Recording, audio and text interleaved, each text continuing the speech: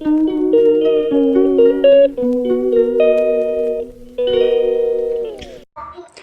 Friends, ನಮಸ್ತೆ ಎಲ್ಲರಿಗೂ. ಎಲ್ಲರೂ ಹೇಗಿದ್ದೀರಾ? ಐ ಹೋಪ್ ಎಲ್ಲರೂ ಚೆನ್ನಾಗಿದ್ದೀರಾ ಅಂತೇಳಿ ವ್ಲಾಗ್ನ ಸ್ಟಾರ್ಟ್ ಮಾಡ್ತಾ ಇದ್ದೇನೆ. ನಾನು ಕೂಡ ಚೆನ್ನಾಗಿದ್ದೇನೆ. ವೆಲ್ಕಮ್ ಬ್ಯಾಕ್ ಟು ಪಾವನ ಆರ್ ವಿಜಯ್ ಕನ್ನಡ ವ್ಲಾಗ್ಸ್. ಬಹಳ ದಿನಗಳ ನಂತರ, ಅಂದರೆ ಆಗಲೇ ನಾನು ವ್ಲಾಗ್ನ ಅಪ್ಲೋಡ್ ಮಾಡಿ 5 ಡೇಸ್ ಆಗಿತ್ತು. ಕಾರಣಾಂತರದಿಂದ ವ್ಲಾಗ್ನ ಅಪ್ಲೋಡ್ ಮಾಡೋಕ್ಕೆ ಆಗಿರಲಿಲ್ಲ. ಹಾಗಾಗಿ ಇವತ್ತು ನಾನು ಸ್ಯಾಟರ್ಡೇಯಿಂದ ಸ್ವಲ್ಪ ಟೈಮ್ ಫ್ರೀ ಸಿಕ್ತು.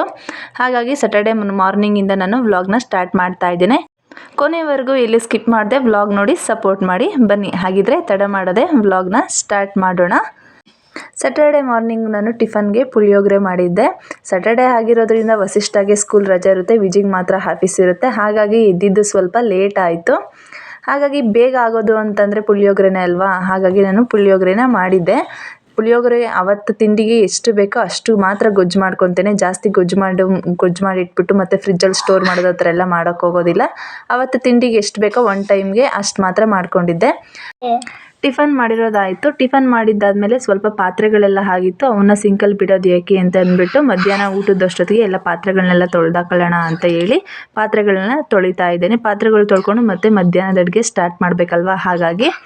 ಹಾಗೆ ಎಸ್ಟರ್ಡೇ ವಸಿಷ್ಠನ ಸ್ಕೂಲಿಂದ ಕರ್ಕೊಂಡು ಬರಬೇಕಾದ್ರೆ ಮೊಟ್ಟೆ ತೊಗೊಬಂದಿದ್ದೆ. ಅದನ್ನು ಹಾಗೆ ಇಟ್ಟಿದ್ದೆ ಕವರಲ್ಲಿ, ಓಪನ್ ಮಾಡಿರಲಿಲ್ಲ. ಈಗ ಕವರಿಂದ ಮೊಟ್ಟೆಗಳನ್ನೆಲ್ಲ ಆಚೆ ತಗೊಳ್ತಾ ಇದ್ದೇನೆ. ಈಗ ಮಧ್ಯಾಹ್ನದ ಊಟಕ್ಕೆ ಸ್ವಲ್ಪ ಮೊಟ್ಟೆನ ಫ್ರೈ ಮಾಡೋಣ, ಸಿಂಪಲ್ಲಾಗಿ ಮೊಟ್ಟೆ ಪಲ್ಯ ಮಾಡ್ಕೊಳ್ಳೋಣ ಅಂತ ಹೇಳಿ ಸ್ವಲ್ಪ ಮೊಟ್ಟೆಗಳನ್ನ ತೊಗೊಂಡು ಇನ್ನು ಉಳಿದಿರೋಂತಹ ಮೊಟ್ಟೆಗಳನ್ನೆಲ್ಲ ಫ್ರಿಜ್ಜಲ್ಲಿ ಸ್ಟೋರ್ ಮಾಡಿ ಇಟ್ಕೊತೇನೆ. ನಾನು ಒಂದ್ಸಲ ಮೊಟ್ಟೆ ತೊಗೊಂಡು ಬಂದೆ ಅಂತಂದರೆ ಕ್ರೇಟ್ ಲೆಕ್ಕದಲ್ಲೇ ತೊಗೊಂಡು ಬರ್ತೇನೆ.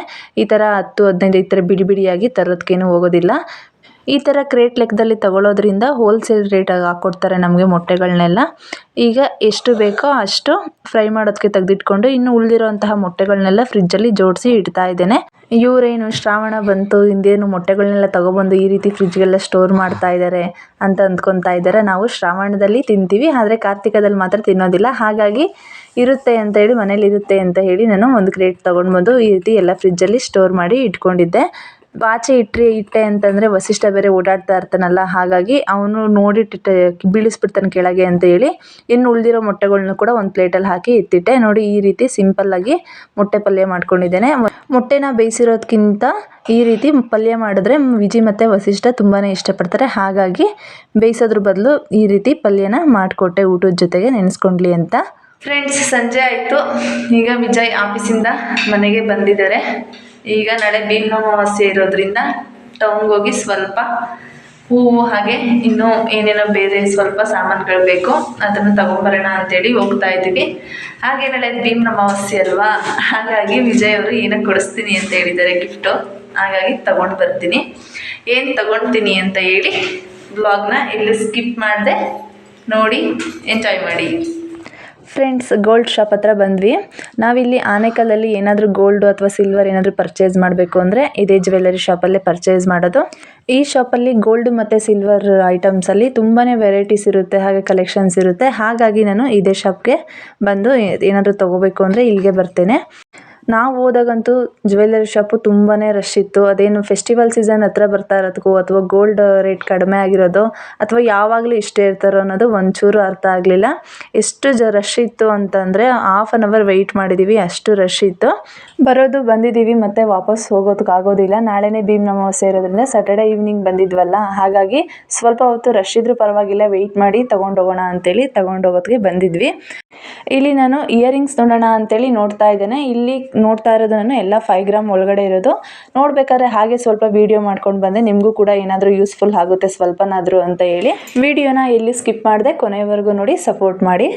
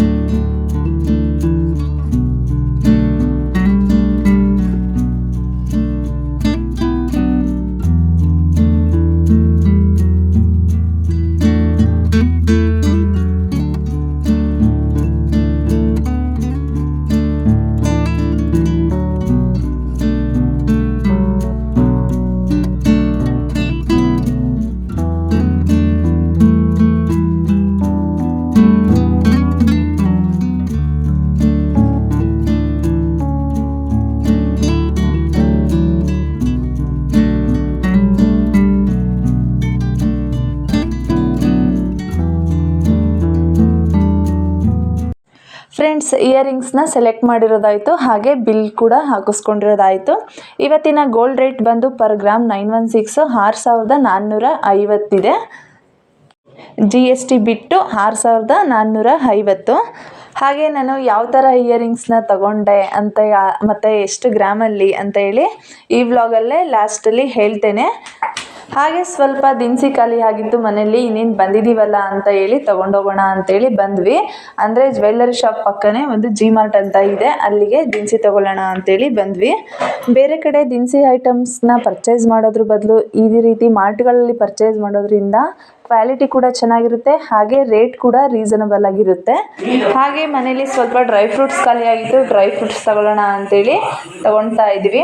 ಇಲ್ಲಿ ಮಾರ್ಟಿಗೆ ಬಂದಾಗ ಏನು ಮಾಡ್ತಾನೆ ಅಂದರೆ ವಸಿಷ್ಠ ಏನು ಕೈಗೆ ಸಿಗ್ತಾ ಇರುತ್ತೋ ಅದನ್ನೆಲ್ಲ ತೊಗೊಂಡು ಬ್ಯಾಸ್ಕೆಟ್ಗೆ ತುಂಬ್ತಾ ಇರ್ತಾನೆ. ದಿನಸಿ ಎಲ್ಲ ತೊಗೊಂಡಿರೋದಾಯಿತು. ಈಗ ಬಿಲ್ ಹಾಕಿಸ್ಕೊಂಡು ನೆಕ್ಸ್ಟ್ ಮನೆಗೆ ಹೋಗಬೇಕು. ಫ್ರೆಂಡ್ಸ್, ಹಾಗೆ ಮನೆಗೆ ಹೋಗೋ ದಾರಿಲಿ ಒಂದು ಚಾಟ್ ಸೆಂಟ್ರ್ ಇದೆ, ಅಂದರೆ ಕೋರ್ಟ್ ಪಕ್ಕ ಒಂದು ಚಾಟ್ ಸೆಂಟ್ರ್ ಇದೆ. ಆನೇಕಲ್ಲಲ್ಲಿ ಇರೋರಿಗೆಲ್ಲರಿಗೂ ಗೊತ್ತಿರುತ್ತೆ. ಇದು ತುಂಬಾ ಟೇಸ್ಟಾಗಿರುತ್ತೆ, ಹಾಗೆ ತುಂಬಾ ವೆರೈಟೀಸ್ ಕೂಡ ಇರುತ್ತೆ. ಸಂಜೆ ಆಯಿತು ಅಂತಂದರೆ ತುಂಬಾ ರಶ್ ಇರುತ್ತೆ ಇಲ್ಲಿ. ನೀವು ಕೂಡ ಆನೇಕಲ್ಲವರೇ ಆಗಿದ್ದರೆ ಇಲ್ಲಿಗೆ ಒಂದ್ಸಲ ವಿಸಿಟ್ ಮಾಡಿ, ಟೇಸ್ಟು ನಿಮಗೂ ಕೂಡ ತುಂಬಾ ಇಷ್ಟ ಆಗುತ್ತೆ. ನಾವು ಇಲ್ಲಿ ಮಸಾಲೆ ಪುರಿ ಮತ್ತು ಬೇಲ್ಪುರಿನ ಆರ್ಡರ್ ಮಾಡಿದ್ವಿ. ಆರ್ಡರ್ ಬಂತು, ಈಗ ತಿಂದು ನೆಕ್ಸ್ಟ್ ನಾವು ಮನೆಗೆ ಹೋಗಬೇಕು. ಫ್ರೆಂಡ್ಸ್, ಇದು ಸಂಡೇ ವ್ಲಾಗು. ಸಂಡೇ ನಾನು ಮಾರ್ನಿಂಗ್ ಟಿಫನ್ಗೆ ರೈಸ್ ಬಾತ್ ಮಾಡಿ ಹಾಗೆ ಸ್ವಲ್ಪ ಜಾಮೂನ್ ಮಾಡಿದ್ದೆ. ಜಾಮೂನ್ ಯಾಕೆ ಇವಾಗ ಮಾಡಿದ್ದೀನಿ ಅಂತಂದರೆ ಇವತ್ತು ಭೀಮನ ಅಮಾವಾಸ್ಯೆ ಅಲ್ವಾ, ಹಾಗಾಗಿ ಮನೇಲಿ ಏನಾದರೂ ಸ್ವಲ್ಪ ಸ್ವೀಟ್ ಮಾಡಬೇಕು ಅಂದ್ಕೊಂಡೆ. ಏನು ಮಾಡೋದು ಅಂತೇಳಿ ಹಿಂಗೆ ಯೋಚನೆ ಮಾಡ್ತಾ ಕೂತಿರ್ಬೇಕಾದ್ರೆ ವಸಿಷ್ಠಾಗೆ ಸ್ವಲ್ಪ ಜಾಮೂನ್ ಜಾಸ್ತಿನೇ ಇಷ್ಟಪಡ್ತಾನೆ, ಹಾಗಾಗಿ ಜಾಮೂನ್ ಮಾಡೋಣ ಅಂತೇಳಿ ಅಂದ್ಕೊಂಡು ಜಾಮೂನ್ ಮಾಡಿದ್ದೆ. ಹಾಗೆ ಸ್ವಲ್ಪ ಫ್ರೈ ಮಾಡಿರುವಂತಹ ಜಾಮೂನ್ ಉಂಡೆಗಳನ್ನ ಕೂಡ ಹಾಗೆ ತಟ್ಟೆಯಲ್ಲಿ ಇಟ್ಕೊಂಡಿದ್ದೇನೆ. ಯಾಕೆ ಅಂತಂದರೆ ಪಾತ್ರೆಯಲ್ಲಿ ಆಲ್ರೆಡಿ ಜಾಸ್ತಿ ನೆನೆದಿರೋವಂತಹ ಜಾಮೂನ್ ಇತ್ತು, ಹಾಗಾಗಿ ಅದು ಖಾಲಿ ಆದಮೇಲೆ ನೆಕ್ಸ್ಟ್ ಹಾಕ್ಕೊಳ್ಳೋಣ ಅಂತೇಳಿ ಪ್ಲೇಟಲ್ಲಿ ಎತ್ತಿಟ್ಟಿದ್ದೆ. ಹಾಗೆ ಮೆಣಸಿನ್ಕಾಯಿ ಬೋಂಡ ಮಾಡೋಣ ಅಂತೇಳಿ ಮಾಡ್ತಾಯಿದ್ದೇನೆ. ಮಾರ್ಕೆಟಿಂದ ಲಾಸ್ಟ್ ಟೈಮ್ ಹೋದಾಗ ಮೆಣಸಿನ್ಕಾಯಿ ತಂದಿರೋದು ಹಾಗೆ ಉಳಿದಿತ್ತು, ಅದಕ್ಕೆ ಈಗ ಅದೆಲ್ಲ ಖಾಲಿ ಆಗಲಿ ಅಂತೇಳಿ ಮೆಣಸಿನ್ಕಾಯಿ ಬಜ್ಜಿ ಮಾಡ್ತಾಯಿದ್ದೇನೆ. ಚೆನ್ನಾಗಿರುತ್ತೆ ರೈಸ್ ಬಾತ್ ಜೊತೆ ಅಂತ ಹೇಳಿ ಮಾಡಿದ್ದೆ. ಅಡುಗೆ ಎಲ್ಲ ಆಯಿತು, ಹಾಗೆ ದೇವ್ರ ಪೂಜೆ ಕೂಡ ಆಯಿತು. ಈಗ ನೆಕ್ಸ್ಟ್ ಪಾದ ಪೂಜೆ ಮಾಡೋಣ ಅಂತೇಳಿ ಮಾಡ್ತಾ ಇದ್ದೇನೆ.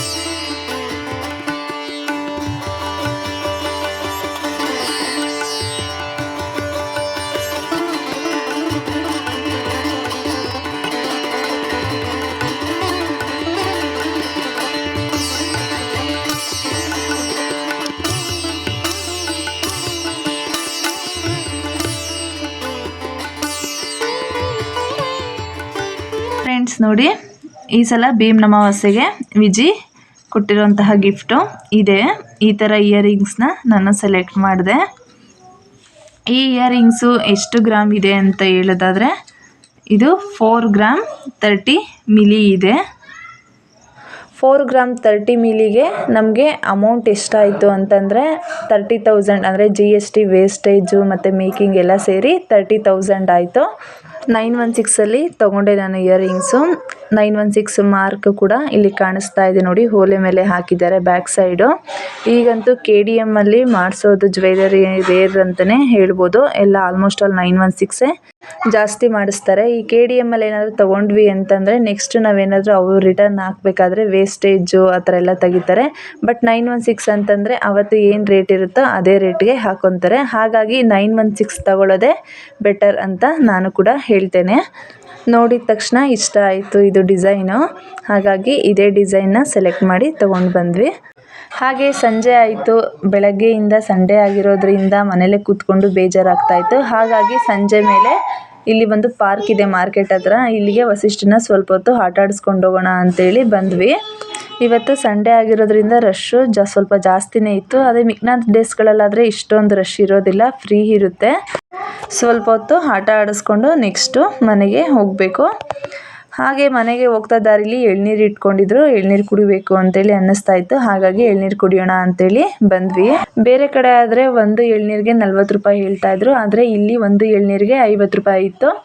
ಫ್ರೆಶ್ ಆಗಿತ್ತು, ಹಾಗೆ ಎಳ್ನೀರು ಕೂಡ ಚೆನ್ನಾಗಿತ್ತು, ಕೊಡ್ಬೋದು ಅಂತೇಳಿ ಅನ್ನಿಸ್ತು. ಫ್ರೆಂಡ್ಸ್, ಇಲ್ಲಿಗೆ ಈ ಒಂದು ವ್ಲಾಗ್ನ ಎಂಡ್ ಮಾಡ್ತಾ ಇದ್ದೇನೆ. ಐ ಹೋಪ್ ಈ ವ್ಲಾಗ್ ನಿಮ್ಮೆಲ್ಲರಿಗೂ ಇಷ್ಟ ಆಗಿದೆ ಅಂತೇಳಿ ಭಾವಿಸ್ತೇನೆ. ಇಷ್ಟ ಆದರೆ ಲೈಕ್ ಮಾಡಿ, ಶೇರ್ ಮಾಡಿ. ಮುಂದಿನ ವ್ಲಾಗ್ನೊಂದಿಗೆ ಮತ್ತೊಮ್ಮೆ ಭೇಟಿ ಆಗ್ತೇನೆ. ಅಲ್ಲಿಯವರೆಗೂ ಬಾಯ್ ಬಾಯ್.